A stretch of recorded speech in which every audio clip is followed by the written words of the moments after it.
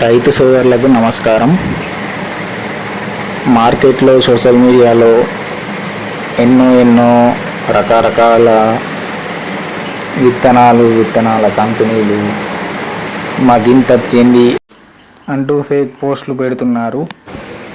మీరు స్వయంగా చూస్తే నమ్మండి, కానీ ఆ వీడియోలు ఇవన్నీ చూసి మీరు మోసపోకండి. కాదు అంటే వ్యవసాయ శాఖ అధికారిని సంప్రదించండి, లేకుంటే మీ సమీపంలోని విత్తన డీలర్లను సంప్రదించండి.